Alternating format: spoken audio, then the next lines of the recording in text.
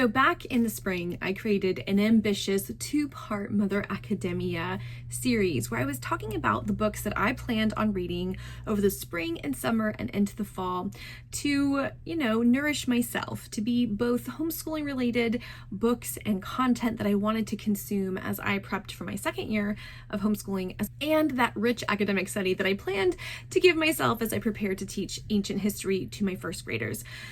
But as things go, that did not work out. And today we're going to talk a little bit about what I actually read and where I'm going with my Mother Academia for the winter of 2025 and into 2026.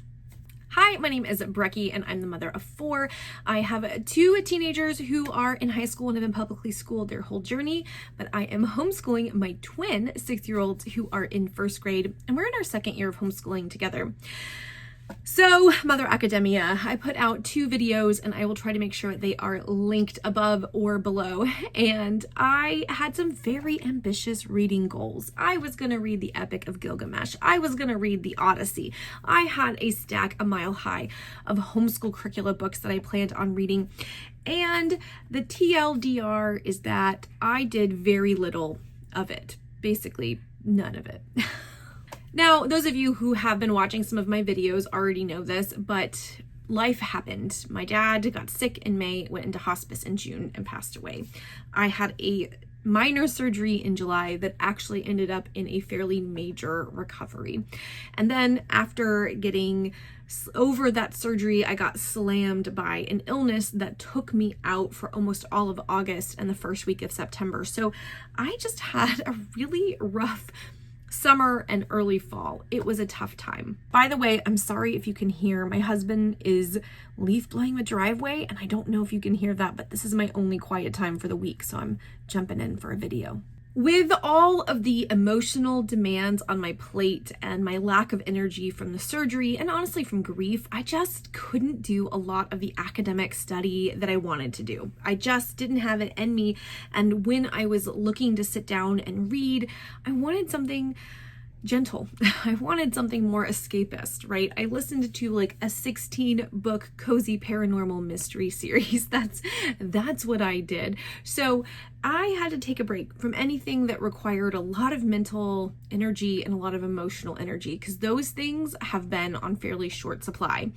However, I'm kind of coming out of the worst of that mental and emotional fog, if you will, and I do want to get back into some reading for myself as a professionally schooling parent, right? I want to treat my homeschooling with the gravitas that it deserves. So I want to talk to you about some of the things that I'm reading, but to review a few of the things that I did finish. So I did finish all of this an introduction to classical education pamphlet. It was fine. There's nothing in here you can't find online, so I don't think I would necessarily recommend it, but I read it. I'm also nearly done with Brave Learner. I set this aside over the summer. I got really close to finishing, and as you can see, I have a couple of tabs where notes are, and then I set it aside and just hadn't picked it up. So I have 40 pages, less than 40 pages left. I will be finishing this very soon. I really enjoy this and don't want to race through it.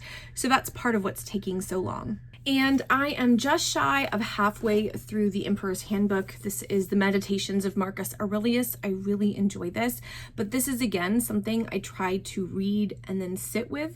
I've been doing a lot of commonplacing of this book, so I'm not racing through it. This is something I really want to soak in and get a lot out of, because so far I have gotten a lot out of this. So that was one of the things that I said I was going to read, and I did. I just haven't finished all of those books. I started and then put down my copy of the Epic of Gilgamesh because I just couldn't read it. I have listened to a shortened version of the Epic of Gilgamesh with my kids, and I'll be reading them the picture books. But I don't know, y'all. I don't know that I'm gonna pick this up again for a while. So yeah, there's just a lot of things that I started and I stopped. Now, I also completed, as far as books that I read, I did read a couple of audiobooks, and the two that I remember that were meaningful enough for me to remember and hold on to was the 4-hour school day. And the name is escaping me at the moment. And this was interesting. I can't say I agreed with everything that she was advocating for, but it made me think about the importance of being mindful of your time and the benefit of homeschooling. The second audiobook that I finished was The Modern Miss Mason by Leah Bowden, and this was a fantastic reread. Now, I have already read it once. I listened to it again on audiobook, and I do want to eventually get a physical copy. I found this a really helpful book in helping me to think about the Charlotte Mason methodology and pedagogy, and to sort of divorce it from a lot of the purity politics around Charlotte Mason that unfortunately is really rampant online. I just got really bogged down in a lot of the I'm following Charlotte Mason more closely than you are kind of conversations, and I find them very unhelpful. I find them unhelpful because they don't seem to really wrestle with the fact that we aren't Victorians, and most of us don't actually want our children to be Victorians. Like, I don't want my daughters to have a Victorian English worldview because they were horrific racists, right? They were terrible misogynists who didn't really believe that women needed a full education, and I think that women should have all those things, right? So Leah Bowden kind of talking about that, and at the end of the book really naming it in a way that felt freeing, and how like Charlotte Mason should be a 21st century method, and there's so much beauty, and we should be reading contemporary books, and you know, good publishing didn't end 100 years ago, and things like that was really life-giving to me. And kind of reading that right before I stumbled upon the Alviary, and I was sort of reintroduced to that curriculum with a new lens and a new eye, was so fruitful. It was so fruitful for me. And being able to sit in a place of meaningful discernment, and that Leah Bowden's book was such a good tool for that, really has served me. So those are the two kind of educational audiobooks that I consumed. Now, I read at least 3 or 4 more, but I don't remember any of them. I know that I read them, I listened to them, but they were so meaningless that they don't even stick in my mind. So I'm not going to include them, because if I can't remember anything about them, they probably didn't serve me very well. You know what I mean? In addition to the audiobook front, I have been consuming a fair amount of podcasts, and the two that have been nourishing me the most of late have been the new Charlotte Mason Jar, or the new Mason Jar podcast. I've really enjoyed some of the interviews. Again, I don't agree with everything. These are all way more conservative than I am, but that's fine, because I think having a diversity of thought is important. And so if you are someone interested in Charlotte Mason, but you don't want to buy all the books, you're not sure you want to jump into all the things, the new Mason Jar podcast I found really useful, because she interviews a bunch of different kinds of folks doing Charlotte Mason. So I liked that. And then if you are looking for lots of deep dives into the Charlotte Mason method, then A Delectable Feast is another really good podcast. And I have been consuming a lot of their content right now in 2025 at the end of the year. They're putting out these focused like 4-part series, one on history, one on literature, things like that, one on Bible if that's of interest, that look at how the Charlotte Mason method approaches all of those different subjects from their different grade, you know, kind of forms. So if that's of interest to you, I found that as useful as any of the books that I read. If that's something where you're looking to get more audio content, but maybe there aren't any books that you want to try to find, those 2 podcasts have been really life-giving to me. So that's where I've been. Not as much as I anticipated, because again, really high level mental work outside of what I had to do for my day job is just beyond me for several months of this summer because of grief and healing. And to be honest, there are just seasons, there are weeks where I don't feel like I can do any of that even still. But I am being optimistic and moving forward and giving myself a very breathable, a very life-giving plate, a feast of ideas, if you will, for my winter reads. Now, I always read way more in winter than I do in spring and summer because I like being cozy. This is also when I tend to read the most books with my eyeballs rather than listening to them. I read a lot of audiobooks. In fact, y'all, I have already at this point in the year, I think if I calculated it, I'm at like over 50 books, 50 to 60 books so far, because I've listened to a bunch of like fun fiction novels and other, nonfiction pieces. So I have a lot of reading. It's just not all been related to this topic. On my projections are to finish the things I've started, so especially want to finish Brave Learner and the Marcus Aurelius meditations. If I don't finish Marcus Aurelius, I'm not going to stress about it because I want to savor it, but they are getting back up on that TBR pile. They're more of a priority than they've been for the last few months. Then I have some other things that I've started and some other big projects I want to talk about with you all. So one of the books, I don't know if I had it or I mentioned it, but I am working my way through the Charlotte Mason Companion. This is sort of the classic Karen Andriola book. As you can see, this is where I stopped. I'm on page 81. So The Way of the Will, but I have also gone through and I'm going to kind of jump around and start reading kind of where I'm interested. I am trying to read a couple chapters of this every week. I find this challenging because I find her really dry and sometimes her anecdotes are unrelatable to me because of my worldview. Like, I'm not going to spank my kids, which is something that she's sort of talking about in this chapter I'm reading now, which is why I had to take a pause. That being said, this is nice to have this companion and to have her interpretation of Charlotte Mason. I also am currently reading Home Education by Charlotte Mason, but I'm reading it as an ebook, and I don't love reading it as an ebook because I want to write notes in the margins. That's how I process information, is writing notes or questions to myself. So I have ordered a paper copy. It is en route to me as we speak, but I am through the first, I have no idea. I think it's 30% in the ebook, although I have all 6 volumes in one, so I have no idea where I'm at in Home Education, but I will give you an update when it arrives and I can tell you where I'm at. But I'm also actively reading that, and my goal would be to try to finish that maybe by the end of January, just to kind of read it over the next 3 months and really take it in, get some notes, help it to ground me as we launch into our second semester with a more Charlotte Mason, a more rooted Charlotte Mason approach to at least our core subjects of our homeschool.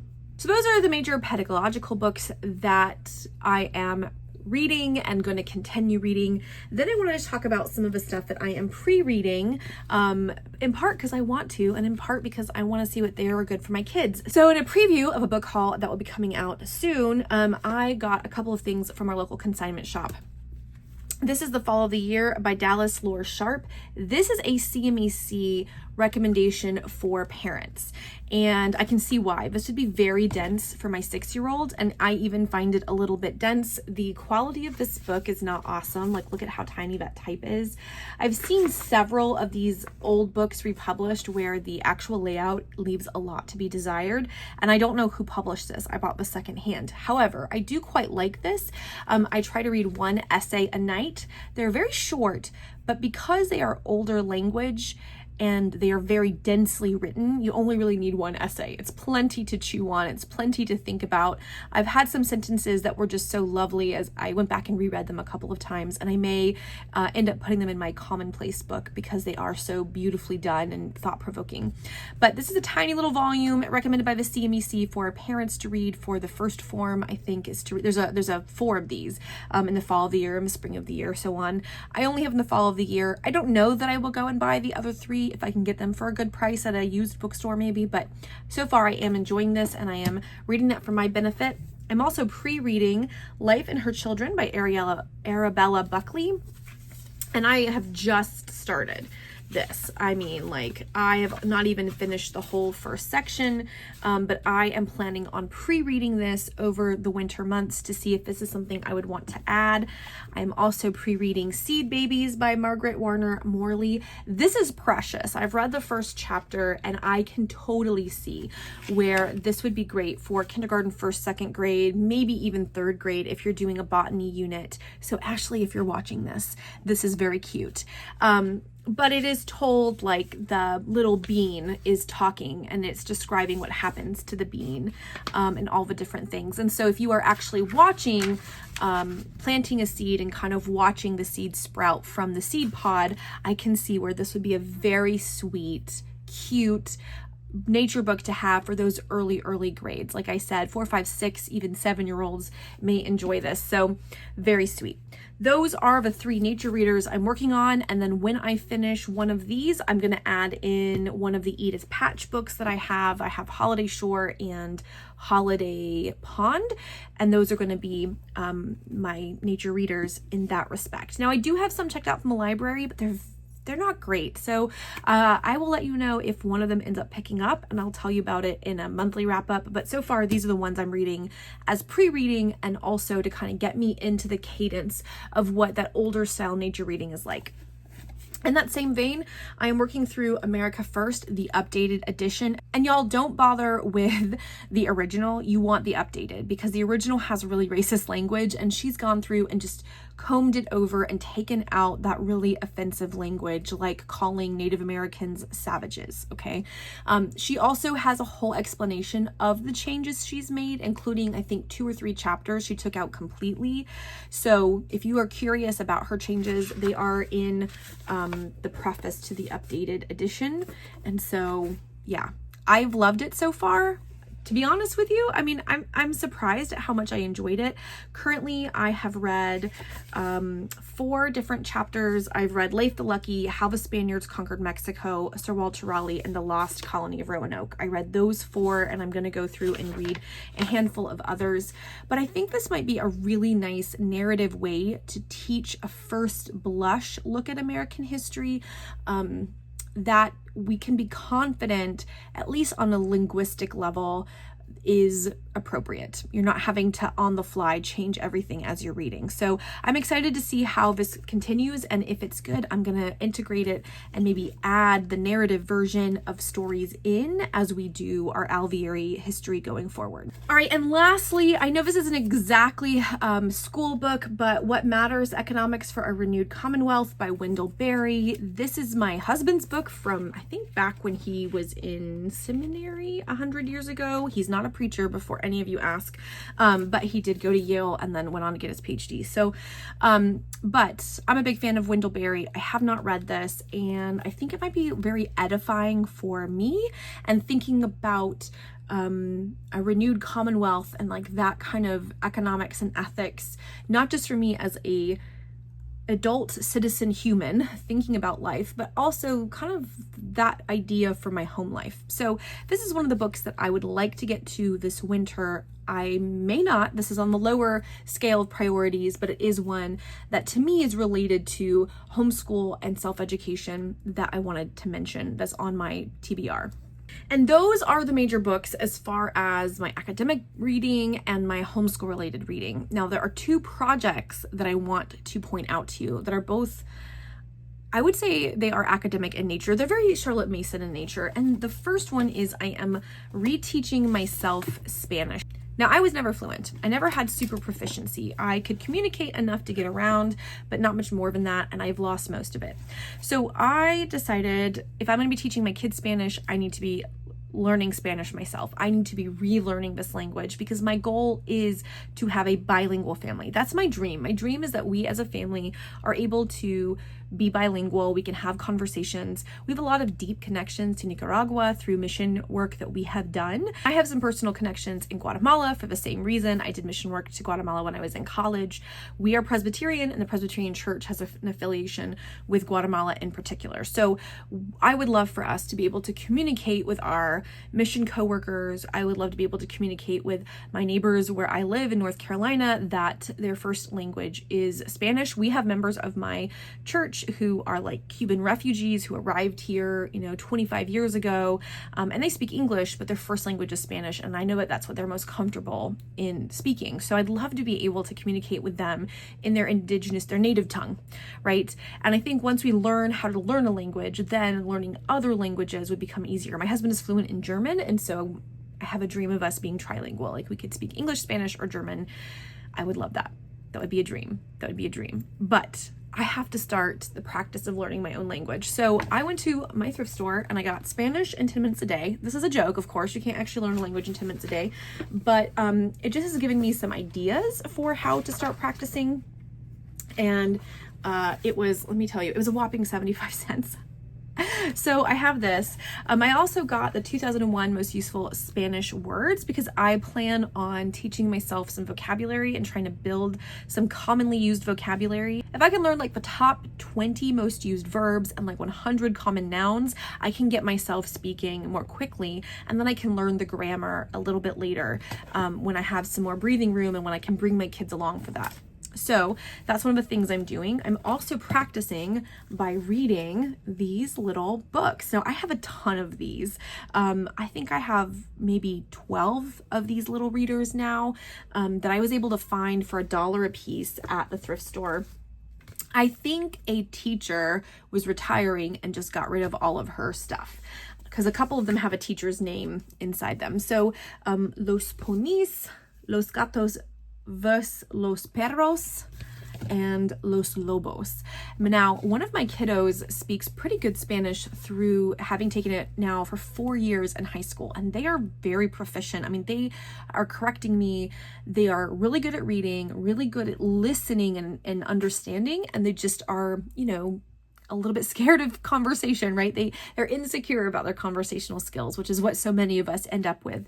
You know, you can read and you can write Spanish, okay, but you can't actually speak it. And I want to do the opposite for my kids. I really want them to be strong at speaking, and it's okay if their reading and writing lags. We can pick that up later.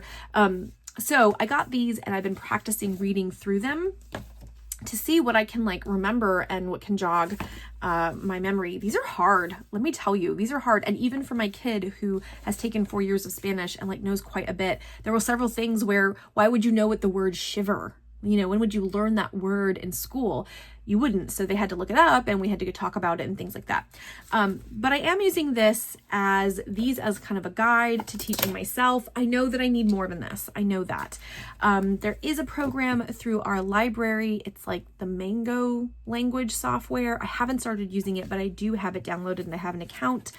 Again, just the mental taxation of learning to a second language is really challenging. But I do have, you know, where I'm putting together my own Spanish study and different verbs I want to start memorizing. And I'm going to start putting in some vocabulary that I'm learning and picking up.